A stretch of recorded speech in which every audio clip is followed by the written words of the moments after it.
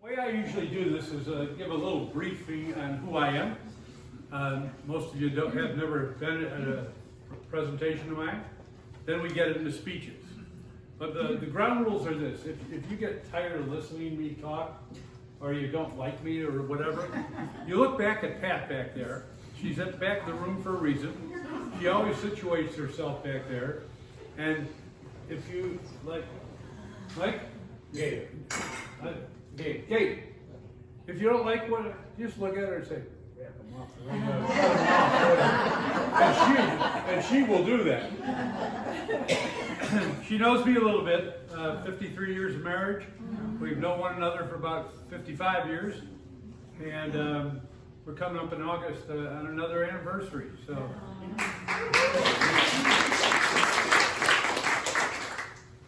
So grew up in Chicago, west side of Chicago. Hey. The Chicago fan club's here. Yeah.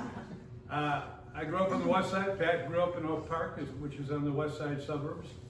And went to school at a parochial school on the west side. And then high school, the same thing. I got into college for a while and decided I wanted to be a Chicago cop. And so that's exactly what I did. I left college, became a cop, and now you see me here. I owe a lot of that because Pat allowed me to do that in the first place. She went through this process where, Pat, will you marry me? I'll think about it. Why did it take me so long to decide, Pat, a few days later? And she says, we had to have you checked out, see what you were all about, buddy. Nice guy, a little crazy. That was the outcome. We have 3 children, and they are all back in Chicago. 4 grandchildren. One is 16, soon to be 17, obviously. The other 3 are 8, 7, and soon to be 6. When we decided to run, you notice I use the word we. When we decided to run for Congress, we were asked by the Democratic Party to do so. I had no intention of doing that, nor did I have an intention of running for the legislature when I ran for the legislature. I got involved in community issues after I retired out here. As you can see, I'm a complete failure at retirement. But I look at it as I'm really good at retirement because I'm doing what I want to be doing. But Pat and I sat down. It took us about 5 months to decide whether we were going to run for Congress. Skill sets, why are you going to do this? What's going to happen? What about our lives? Things like that. So first of all, it's one thing for me is to say I'm running for Congress. It's another thing for Pat volunteering to get on that bandwagon and staying with me on that. And so I appreciate that very much. In the police force, I was on the west side of Chicago. I was a homicide detective in Chicago, special operations officer, undercover narcotics. I didn't spend too much time on the beat, but after about 14 years, I ended up going down to the Chicago Board of Trade, becoming a bond trader, served on their board of directors for a number of years, got involved in the integration of technology and long-range planning into facilities while I was doing that on the board. After I left the Board of Trade, I became a consultant on the integration of technology and long-range planning and design for exchanges around the world. And then I said, it's time to retire, we said. And that's what we did for a brief moment in time. So we were out here since '94, and during that time, we got heavily involved in community issues. And when I was a policeman, I saw some terrible things in my life. Some of the violence was terrible then. It's terrible now, it's even worse. Some of the issues that I saw as far as poverty and health care, they're still with us today. And it wasn't very hard for Pat and I to end up making that decision to run for Congress because of what I had seen, and as a Chicago teacher, she had seen on the west side of Chicago also. So here I am, now you know a little bit about me. The district, the current district, is the largest district held by a Democrat in the nation. It's 54,000 square miles. It's larger than the state of Illinois and 35 other states. The new district will be 10,000 square miles larger. So you can imagine I'm traveling a lot, and a whole lot. I do more town halls than any other member of the delegation, either Republican or a Democrat in the state. In fact, 3 of the years I've been in Congress, I did more town halls than any of them combined, all of them combined. I believe in being out with the constituents. I believe in listening. When I was a police officer, you know, you build up your skill sets through life. One of those is you have to listen, you have to respond to people, and you have to care. And so that's what you're going to get if you get me.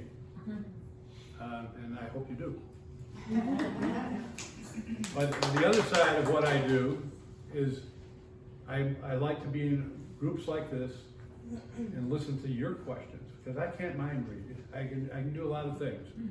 And every time it seems I try to mind read, I get in trouble. So the best thing to do is, you have issues that you care about. You have to get to know how I think and what I care about. And what I care about is not necessarily how I judge my decisions. I judge it on the collective. We have to find out how to bring people together. And you don't do that by just saying, well, I'm elected now, I can do my own thing. So with that, I'm going to open this up to questions. Over here. This is probably kind of broad, but we Arizonans hear a lot about what the Republican Party is doing. And we have a lot of nutcase Republicans. But what we have going on in the country is now a soft coup that is ongoing. What is the Arizona Democratic Party doing to counteract this soft coup and to prevent the Republican Party from overturning the 2024 election and making this country a dictatorship, a fascist dictatorship? Well, on the election side of the equation, the party and the federal, our national party, are working together with all the other 50 states to try to educate the public. You know, I have 12 Native American tribes in the district, largest amount of population of Native Americans of any district in the country. They are going to be hit potentially very hard on mail-in ballots. So we and others across the state are working with them to get that done. There's lawsuits going on all over the place. We are laser focused on the changes that have been made here and how we can educate the public to be able to understand that going to the polls or doing mail-in ballots is still going to be allowed. And it's critical that we make sure we have the energy and make sure that we have the ability to get to the polls. Everyone. If you have a friend that can't get to the poll, bring them along. Ask them. If you have people that you know have not voted in a while, get them to the poll. Make sure they understand the critical nature of what is going on. Going on. So, down here a little bit, yeah. Anyway, it is going to be a process that is ongoing between now and probably until the day before we all go to the polls and vote. And even at the polling places, we have to secure them, make sure people are voting appropriately on the other side too, and make sure that our members of our party and independents and Republicans, we're all Americans, are able to vote safely at the polls and get their vote passed. If you don't mind, 2 questions. Number one, I'm sure this is on everybody's mind a little bit. Seems every 2 weeks around the United States, we are having mass shootings. And we are having very big cowards on the Republican side and members of the NRA that make silly excuses about, well, it's not the guns, it's the people. Oh, God. Enough baloney with that.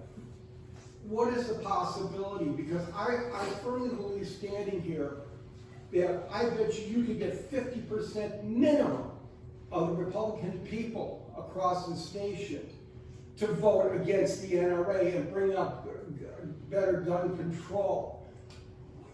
Why can there not be, or is there not the possibility of bringing up a national referendum and let the people speak? And, excuse my term, F the NRA. Let's get this done and let them know that the people of the United States isn't standing for this anymore. First question. Good question. Oh, they get easier all the time.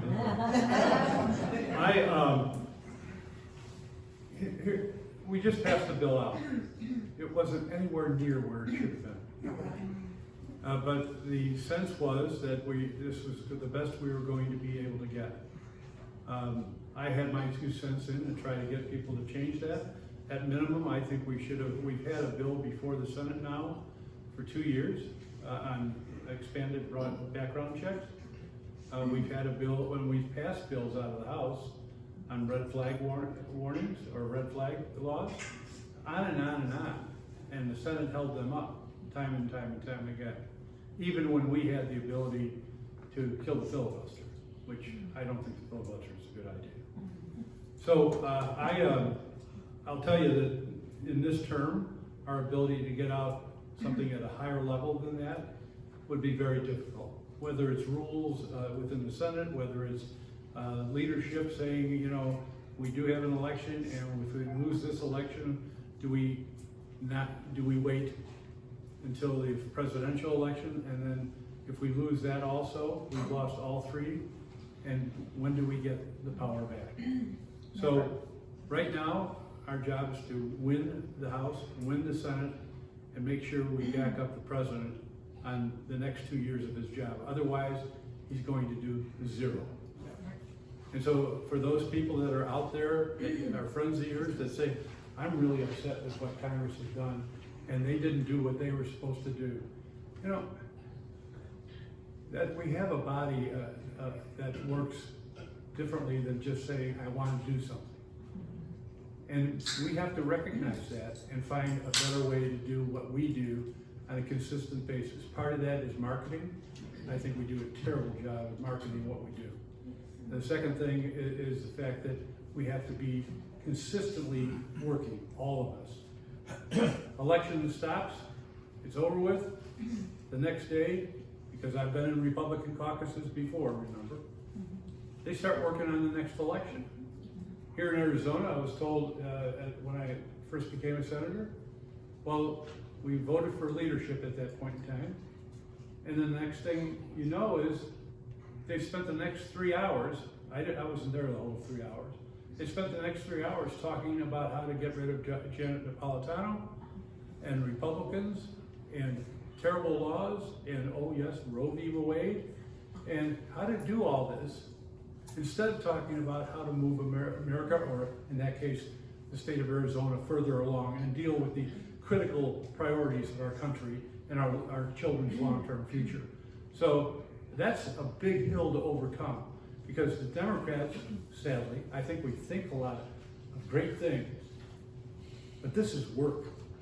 This is not just, oh, we'll wait until, let's call it July, and then we'll get activated.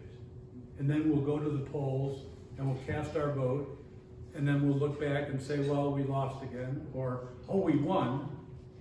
But that's the time, I'm amazed that the marches aren't 1 million people out there right now after Roe v. Wade. I mean, and the gun laws that have come down from the Supreme Court, those decisions. Remember that the Supreme Court just didn't wake up one day and have a super conservative majority. It happened over time. It happened over one time when Mitch McConnell literally withheld the ability of Democrats to have somebody get on the court. This is what we're up against. They do it year after year after year. So, second question is, we will continue to work as hard as we can, because I think what's going on out there is sickening. And what I've said to people on the floor is, I said, I want you to come with me sometime and go to the morgue and see one of those children shot. with an AR-15 and see that type of destruction, and what would you do if that was one of your children? Yes. Second point is clarification on something. It doesn't have to be a long answer, Tom. I don't have to show you. We see TV ad upon TV ad, and again, more lies than anything else. You see pictures of marches of thousands of people crossing the border every day. Channel 5 at CBS News had a story on it, and the people of Tubac and Nogales were interviewed, and they said, we don't see that much crossing. We're actually hurting down here because people are afraid to come down to visit Nogales and to Tubac City. You got every Republican, the only thing, it seems like the only thing they ever talk about is the wall. Nothing about feeding the poor, nothing about taking care of housing, nothing about anything else, just the wall. You got Karen Dobson, who's, let's say, just for the heck of it, she's in the lead right now. I'm going to fix the wall.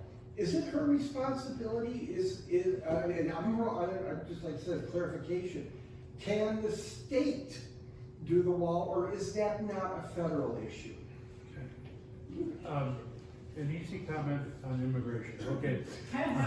Anyway, no, it's not her job. That's her political statement. I don't know how much state tax money she wants to use. We have officers along that are funded by the state, $10, $15 million a year to assist, whether it's the counties or to assist the counties. But that's the job of the federal government, to secure the border, period. And we can do that if they hadn't been cutting budgets for a lot of people, for both training, because I think a lot of training needs to go in there that's not there now. But the bottom line is, the Republicans say the border, and they talk about budget or deficit. They talk about these other issues all the time because they don't have an answer for all the other issues. And I know this because I'm on the problem solvers. It's the only Republican Democratic caucus in the House. 29 Republicans, 29 Democrats. It has to stay equal all the time. Get Kathy Hobbs to attack her. Actually attack her in her ads when these primaries are done, and expose her as the liar she is. Well, I hope that. So next question. Next question. I want to follow up for this question. Yeah. No, Nancy's got the mic. She's been holding it for a long time. Oh, okay. I'm sorry. I didn't see that. It's a follow up for that question. Okay, go ahead. Second Amendment was written and to carry guns. It was not a machine gun or a real gun. It was a musket, and the musket would be loaded in 20 seconds. And that was if you had to be member in the militia. And that was to protect yourself from runaway slaves and Indians. So where does the guns and machine guns come into the picture that people can have that? When I was a police officer in Chicago, a Thompson submachine gun, fully automatic, was not allowed. Even semi-automatic had to be had a federal license to it to be able to purchase it. Times have changed. We have to remember that we have a Supreme Court, whether it's this one or other ones in the past, that have made decisions time and time again on what the Second Amendment means. And I wish they would have done the same with the First Amendment and a few other amendments, but they haven't been as aggressive with those. But we need to find out, I guess the best way to put it is, because we have a court that can overdo whatever the Congress does, and then we have to come back to it. And then fight through a battle time and time again with the regulations in the Senate and the makeup of Congress. That's why I said earlier on, every time there's a vote, general election, primary, in your city, and town, and state, every one of these counts, because every one of these decisions that courts make and legislatures make on who's going to be on the state Supreme Court and the federal people on the federal Supreme Court, these last for years. When I talk to 18-year-olds, we talk about, are you going to vote? Are you registered? What are you going to do? And I said, and most of them would say, well, we have time. I said, you're gonna be 34 years old or 35 years old, you'll have 2 kids, and you look out and you say, what about the education system? Why is it not doing good? Why are these people being shy? We have to get people involved early and often into the electoral process in this country, or we're going to continue to go down this similar path. I'm gotten semi-confused because I wanted to say something about each and every thing that's been asked of you, but I want to make 2 comments about the militia. Now they're talking about an invasion, and the militia is going to go in now and step in and so forth. We have a militia in our country called the National Guard, and it doesn't mean that everybody can get their own army together. I just wonder what a militia of black men who on their horses show up down at the border are going to be welcomed as much as a bunch of white men with their rifles and their wannabe soldier outfits down there and what they're doing. I mean, this thing is going to get so out of control that it's just ridiculous. So I wanted to make that comment.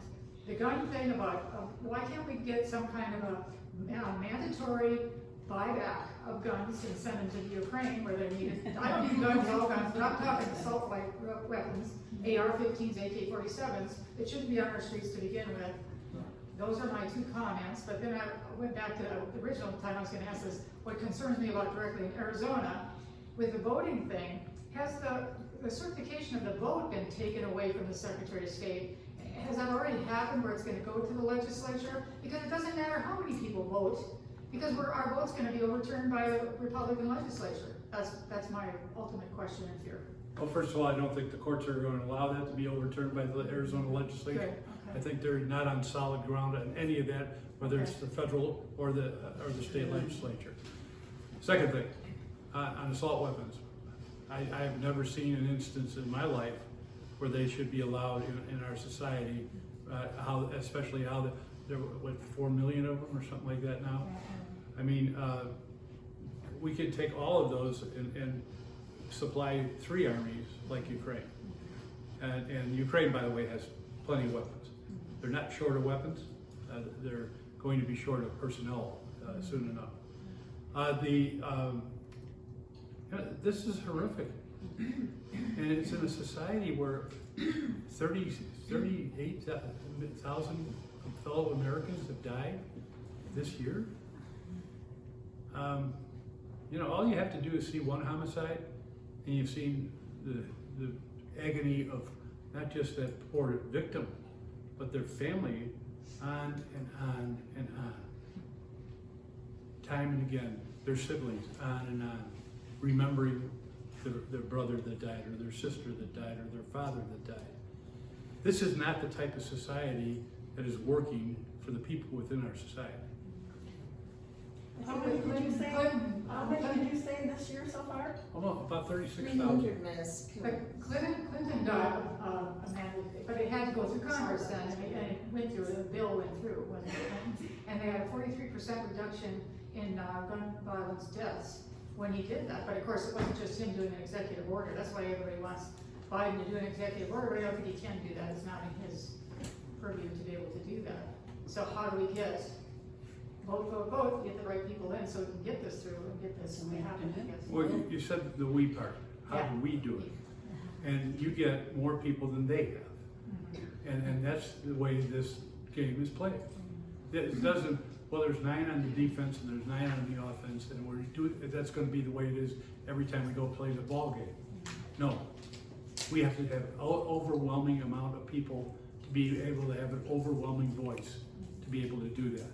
And that means people showing up at the polls, electing people that they believe in, not just by party, but believe in that they will get the job done. Who else?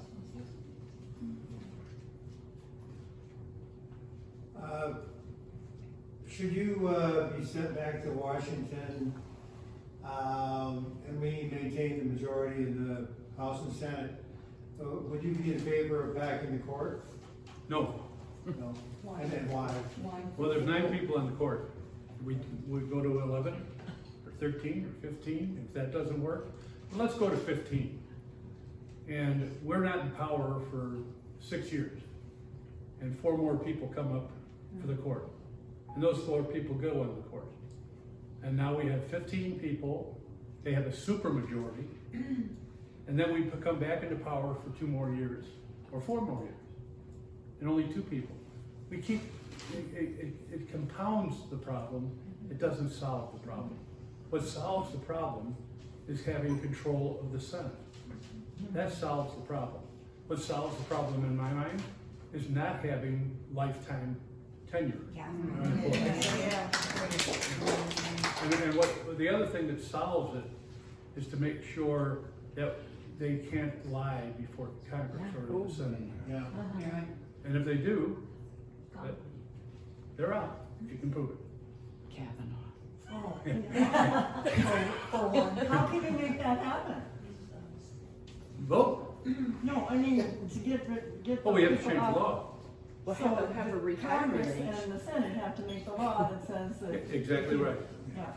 But we can get rid of the filibuster, get more elected Democrats or reasonable people to be able to address this. You know, these people are, I've been to many courts. I've never seen this kind of outlandish demonstration of just close your eyes and we'll do whatever we want to do, world. You know, that's just not right. Yeah. Right behind you. Just a quick question. Oh, thanks. Hello, everybody. No. On the filibuster, I'm 100% in agreement, but there's that counter argument about what happens when they're in, and especially when you think about Roe versus Wade. Anyway, when they get in, they go, "Oh, now abortion's illegal across the country." What's your response to that? Did I answer your question? Okay. If they get in and then they. Okay, so now we've got. got rid of the filibuster. Republicans are in charge, and they decide, hey, let's make abortion illegal across the country. Huh? How do we avoid that? Go to the court. I mean, no, I'm sorry. Supreme Court. We gotta beat them at this game. Well, but that's It's 50-50 at the Senate right now. So they win one, they're back in control not only of the Senate, but they still have the filibuster, which then they might could do away with. Oh, that's very true. With Yeah. control, they absolutely will. And so Just like it with the the Supreme only Court. way to beat this and win is to win. It's not, well, what about this and what about this? And when you're in control, and that means complete control, you can do what you want, but I believe that you need to do it in keeping the country together. So that doesn't mean to go hog wild and just do everything you want. It means to be able to work with people to get a larger majority of the American public understanding that this government works. It's just not about people fighting back and forth the aisle to one another. It's about listening to one another and working with one another. But we start going off on these tangents of whether it's 11, 13, 15, 20, 21, whatever that is. There's a reason why it's been 9 for such a long time. Roosevelt tried to change it. Was it Roosevelt? I think it was. Yes. He tried to change it, and he failed. And he had a lot But he of. got his way. He still got he got the New Deal. That's how he got the New Deal. He threatened to increase the court, and then they rolled over and said, okay, we'll give you the New Deal. But the other side, well, that's trading. You know. He didn't really fail. He Horse actually trading out won. here in the West is a good thing. So, but he didn't get what he wanted in the court. And there would be the same problem here now. Right here now, we could not get a unanimous a group of Democrats to agree to that change. And a lot of them are the Judicial Committee of this Congress. Also, 10 more minutes, folks, and then I have to pull the congressman away, but when you get a chance, how can you share with people a little bit about your opponents and also some of the poll information? Marine Corps DI. Yeah. We have a gentleman over on the. Right over here? Who's been waiting very patient. Oh, She's not a gentleman. She's not even a gentleman. well, the gentlewoman from Chicago. She's my boss. All right, as we've been watching on television the investigation of January 6th. And I don't know how many sit and watch it. I do.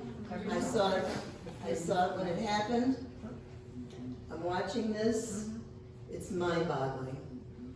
Okay, I'm glad Cheney is doing this. God bless her for doing it. But here's the thing. What's gonna come of it? And how the hell are we gonna keep Trump from running again? I think, to me, that's the biggest problem and there's so many problems, I don't even know where to start. But that, to me, is the biggest problem. He started it, they're saying it, even his own people are saying it, and he's la-di-dying it. What the heck? What is the thing? He's committed an insurrection at his direction. Yeah. He needs a hysterectomy. What? A long time ago. He should have been one. His mother should have. Yeah, right, mother should have a motion. So, I mean, the purpose of this, I understand it, but is it gonna do anything? What is it going to do? The Republicans aren't even gonna let him near an election. We don't know what it's going to do, because we're not at the end of it. Yes, I do. And right now, it's an educational process for the American public, so they know how close we came to losing our democracy. Right. Right now, it's an educational process to get into people's minds that you just don't make a choice on somebody to be president of the United States because they're lying to you. That we have to take a I've lying been out giving of you lots of politics money. and work on this. Right now, it's about getting the Justice Department to be able to do what their job is, and that's to get an indictment and get him to trial. Do you think it's possible? I think that's possible. Really? Let's not put up. It is. You see, they're going through this in a methodical way, not both are. Yeah. But I think everybody was surprised at where the Justice Department was about a month ago or so. Everybody's yelling and screaming, the Justice Department should do it. They've been doing it all along. What And all of a sudden, they had to get more aggressive because more information is getting out. And once the information gets out, you have to ramp it up because you gotta get ahead of it again in order to surprise those people that are potential offenders or witnesses, so they can't get their story covered. You wanna get to them as fast as you can. And so, that's why I think that they're not just sitting there wasting their time. Now, then it's gonna be up to the president and the Justice Department to be able to make that decision. What is it going to do to our nation at that point in time? It can't be any worse than it is now. Well, it can. Well, if he gets in office again, yeah. I'm agreeing over here a little bit, but I remember that crystal ball. I don't have that. I have a lot of information, and the information tells me that we're doing the right thing on getting all this information out to the public. The Justice Department is doing the right thing to get that all done. What comes up as far as the impeachment, I voted twice for impeachment. The end result of an indictment, that's going to be something that would be probably have to be made at the presidential level. Or he'll have to, it's never been done in our history. And, There's never been a always drug the first before. time. But I don't know if we have what the evidence looks like at this point in time. There's a lot of hearsay out there. There's a lot of direct evidence. And so we'll see what that looks like when the day comes. If it's enough, if the American people start to say, enough is enough, we want this changed, and this guy has to go, and he has to be an example for the future. They did it in England. No, he did it himself. He just stepped aside. They actually have honor over it. Well, yeah. It takes a while. So, what they do in England isn't necessarily in our Constitution. No, I know. Did So, you have it's a hard questions? case. Oh, How do the we get rid of gentleman. those? I have a last question. No, let somebody else. Is your name Pat? Here. Did you Well, I'm just gonna ask you real quick, is there any chance it goes on our bids are gonna get kicked out? I You're guessing. I don't think anybody knows what they actually did yet. I know both of them very well. Gosar was my dentist at one time. See, I do make bad decisions. Did you trust him? And Big sat next to me, he's gonna do something. And Big sat next to me for 4 years in the legislature. I know them both very well. They're both people that I've never agreed with when I was a Republican. And so I can't agree with them now. And I think some of the things that they did are reprehensible, but are they illegal? Well, question, is there any chance they'll get defeated in the election? No. Well, Gosar's not, Gosar's not. Carson, could you tell us, I feel like we've got our inside person with us, and I want to know what committees that you serve on, and what, I know you can't tell us all the secrets of what's going on, but what can you share with us that's kind of inside information that you think we could know? I'll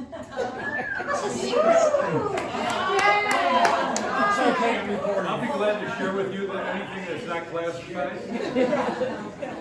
Something juicy. Talk about the poll, please. Because I mean, And after I'm done with this. Yeah, you gotta do that. So- I mean, I know that you're really, a powerful person in Congress, and we want to hear. more Okay, about two that. things. I have to get to the poll eventually. Inquiring. The first thing is, I'm on the Agriculture Committee, and we are working on the new Farm Bill. And it's going to, again, be a battle on how to feed the people of America, both from the standpoint of people in critical need and the people in general, with what's going on in the world. And that's about the focus of what that is going on. I mean, we just got done getting money for forests here in Arizona, $300 million over the next 5 years to be able to address all the forests. I've been working on that for 15 years now, since I was in the legislature. We have just gotten tons of money through the infrastructure bill, $9 billion for water in the West. We need another 20 to 40 million. I mean, it's not enough. And the other committee I'm on now, that is I was on Armed Services for a while. I'm on the Energy and Commerce Committee. Now, what is that? Well, it's the most powerful committee in Congress. It is the committee with the most jurisdiction. And you know what? Yes, we do energy, all the energy areas. We do all communications in the country. So we also do commerce, obviously. But we also do Indian Health Services and Medicaid. So that's under our jurisdiction, not the Health Committee's jurisdiction.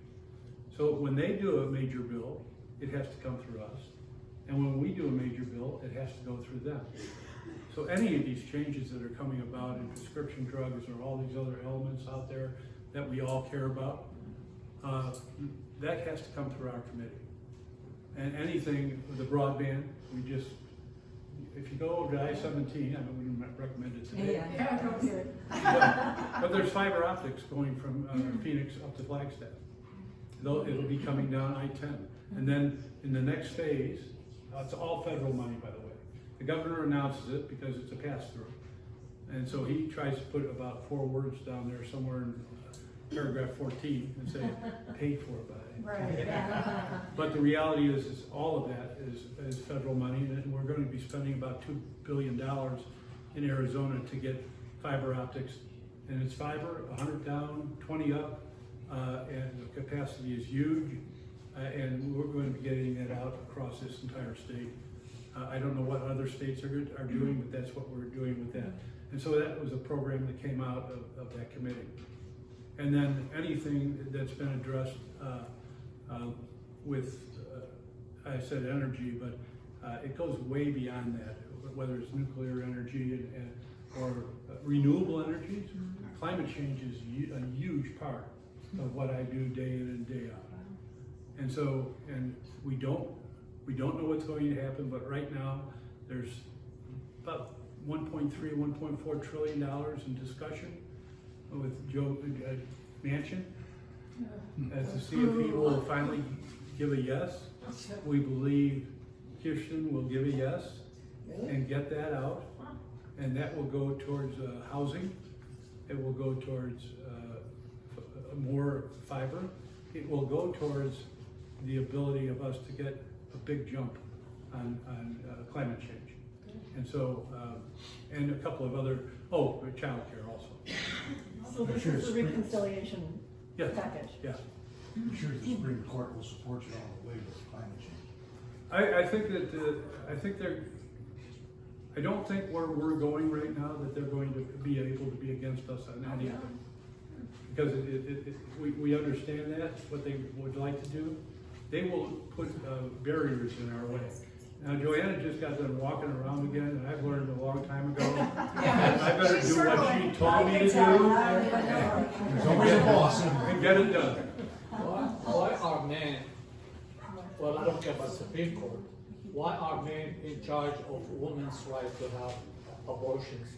Because women should be in charge of their bodies. That's right.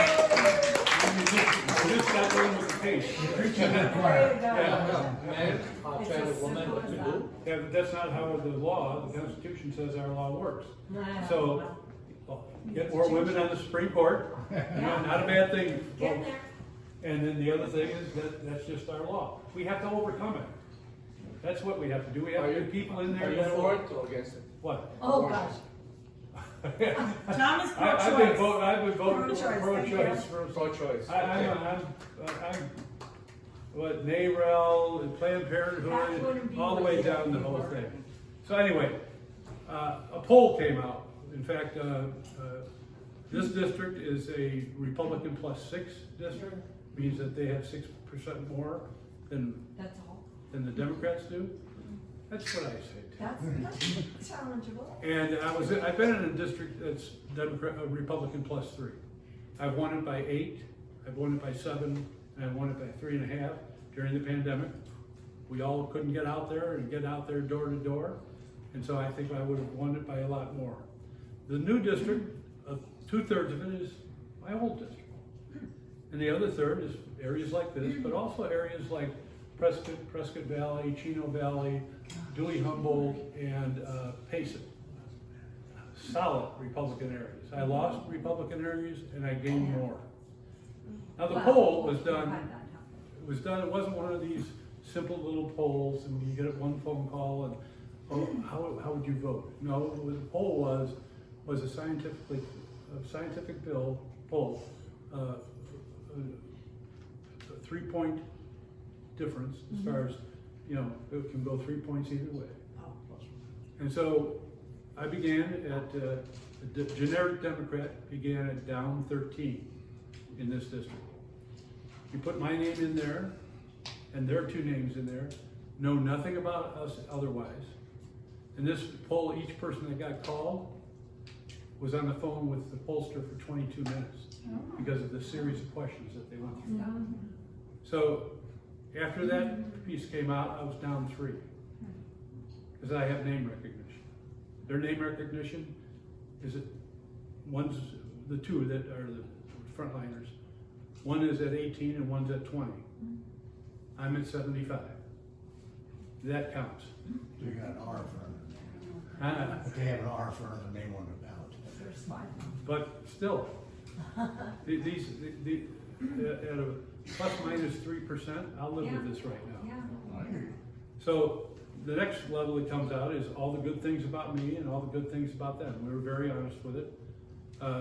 There's nothing good about them and there's a lot of things. So we did it, and Pat will tell you, I hate these polls because they put things in there, that's not who I am, but that's who that's what they're going to say about you. So that's what goes into the polls, the worst thing that they're gonna say about you. And we didn't do as bad with them. I mean, we said some bad things, like, Blackman says, well, if a woman has an abortion, she should get arrested for homicide. Or the other guy says, well, Trump should still be president even after all we've gone through these last weeks and weeks and weeks. And I could go on and on. And then you get to know who we are and our backgrounds and stuff. In the end, I can tell you that I'm up double digits. Now,